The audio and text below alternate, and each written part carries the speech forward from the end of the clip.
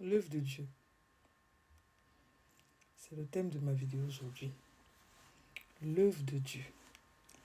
Quand tu donnes ta vie à Jésus là, et que tu arrives dans leurs églises, leur synagogue de Satan, ce qu'ils appellent l'église, ces bâtiments où ces hommes appelés apôtres, prophètes, pasteurs, évangélistes, docteurs, font le culte de leur personnalité, font l'apologie de leur personne, au lieu de parler de Christ, au lieu de parler du royaume. Quand tu arrives là-bas, ils te disent, maintenant tu acceptes Jésus, il faut faire l'œuvre de Dieu, très vite. On pousse les gens dans les départements. On pousse les gens à servir. Et les jeunes, des mamans qui servent, des papas qui servent, au détriment du bien-être de leur famille et de leur foyer. Tout ce qu'ils ont à faire, c'est venir à l'église, servir le pasteur avec dévotion, servir le système. Les gens, surtout les jeunes, ils pensent servir Dieu. Il y en a qui sont au service communication, il y en a qui sont dans le service technique. Ils font tout pour alimenter la vie de l'église, pensant être en train de faire l'œuvre de Dieu. Mais qu'est-ce que l'œuvre de Dieu? Qu'est-ce que l'œuvre de Dieu? Pour répondre à cette question, on va lire un chapitre de la Bible, un passage.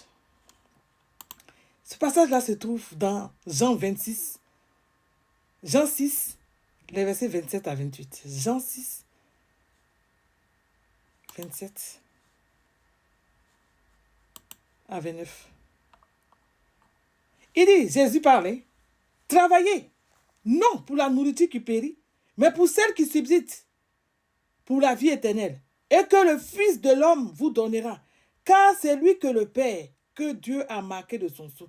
Il lui dit, que devons-nous faire? Que devons-nous faire pour faire les œuvres de Dieu?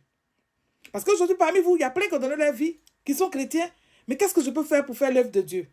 Jésus leur répondit, l'œuvre de Dieu, c'est que vous croyez en celui qui m'a, c'est que vous croyez en celui qu'il a envoyé. Voilà l'œuvre de Dieu. Ce qui constitue l'œuvre de Dieu là, ce n'est pas servir, aller chanter, aller servir, aller laver l'habit du pasteur, aller t'asseoir, il va marcher sur toi, aller attraper le sac du pasteur, aller faire des croisades d'évangélisation à 2 balles inutiles là, qui ne convertissent personne. Ce n'est pas ça l'œuvre de Dieu. L'œuvre de Dieu, c'est croire au Seigneur Jésus.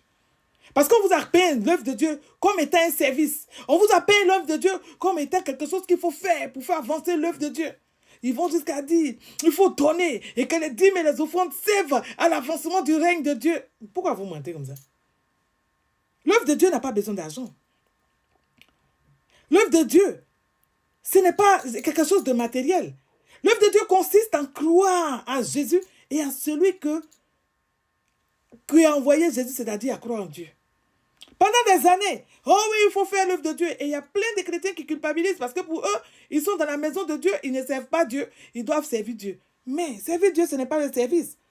Et ceux qui pensent qu'ils sont en train de servir Dieu, ces assistants pasteurs, des fois même ils gèrent les églises des maisons, ils se croient, comme les Ivoiriens disent, gangamba. Ils pensent servir Dieu, ils pensent être au-dessus de tout. Vous ne servez pas Dieu. Vous êtes en train de servir un pasteur. Vous êtes en train de servir un homme. Vous êtes en train de servir un système. D'accord? Vous êtes en train de servir une structure. Vous êtes en train de servir une vision humaine. Vous n'êtes pas en train de servir Jésus. Jésus dit que l'œuvre de Dieu, c'est croire en celui que Dieu a envoyé. C'est-à-dire que c'est Jésus-Christ. Il faut croire en Jésus. Le fait que tu crois en Jésus, tu fais l'œuvre de Dieu. Ce n'est pas une action.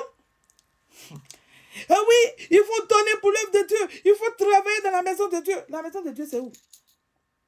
La maison de Dieu, c'est où? Hey, Jésus. La maison de Dieu, là, c'est où? Chrétiens, réveillez-vous. Hein? On va lire encore le verset, Acte 17, verset 24. Il dit, le Dieu qui a fait le monde de tout ce qui se trouve, étant le Seigneur du ciel et de la terre, n'habite point dans les temples faits de mains d'hommes. Il n'est point servi par des mains humaines, comme s'il avait besoin de quoi que ce soit.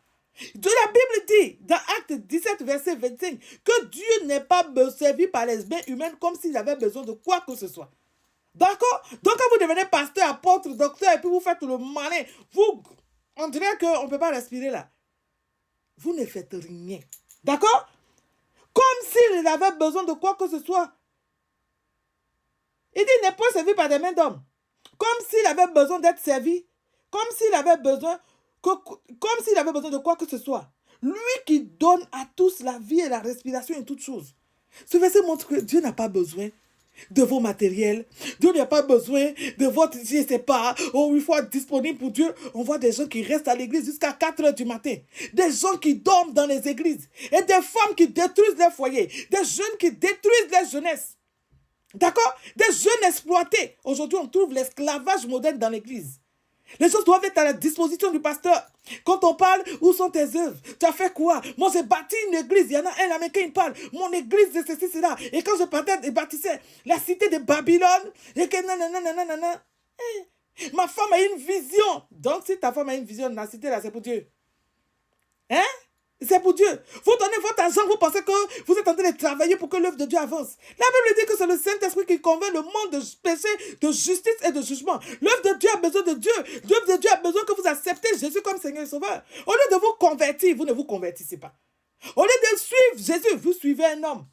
Au lieu de, Seigneur, au lieu de faire ce que Dieu vous a demandé, c'est-à-dire que la simplicité qui s'attache à Christ.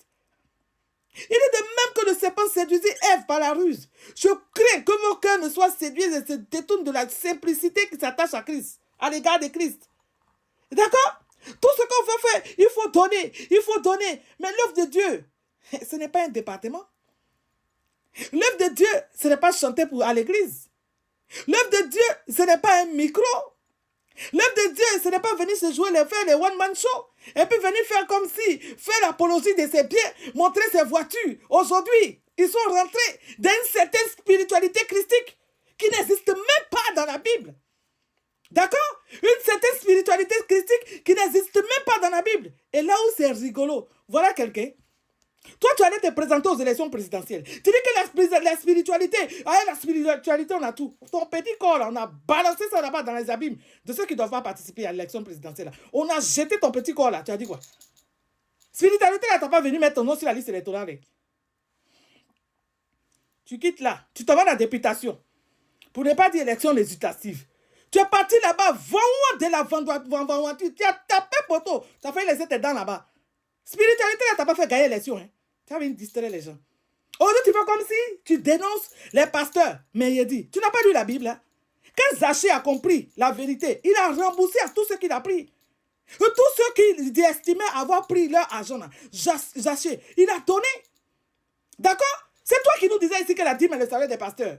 Donc ça veut dire par ricochet, si on veut prendre le nom dit, c'est que toi aussi tu as pris dîme des gens. Il faut donner l'argent des gens. Ce qui me fait mal, ce qui est rigolo, ça me fait pas mal, mais ce qui est rigolo, c'est que les gens croient, oh, il est ceci, la spiritualité. Mais Jésus, j'ai dit, je vais vous poser une question.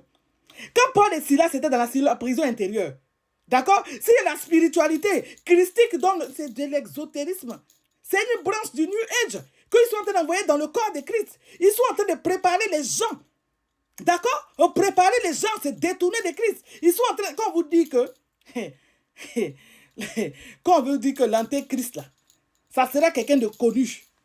D'accord? Quelqu'un de connu qui va changer d'aspiration. Ok, oui, moi, ne m'appelez plus comme ça. Moi, je suis l'homme spirituel. Ce n'est pas mon propos aujourd'hui. D'accord? Et les gens sont contents comme ça. La spiritualité christique, ça existe où? Paul et Silas étaient dans la prison intérieure, ils priaient. C'est Dieu qui a envoyé son ange. Ils n'ont posé aucune action. D'accord? Et les gens, j'ai dit... Le veau d'or, le veau d'or, le veau d'or. Ça, c'est pas ça l'œuvre de Dieu. Ça, c'est pas ça l'œuvre de Dieu.